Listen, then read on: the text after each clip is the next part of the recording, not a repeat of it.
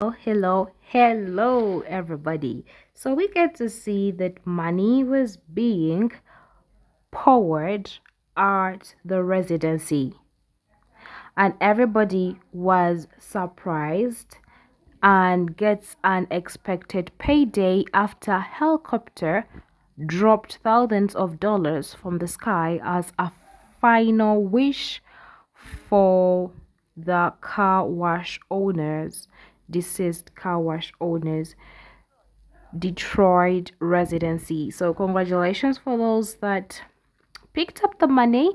That was a lot. Like, you wake up in the morning, the neighbors from the Rota residency were treated to unforgettable moment on Friday afternoon when a helicopter dropped thousands of dollars over the sky.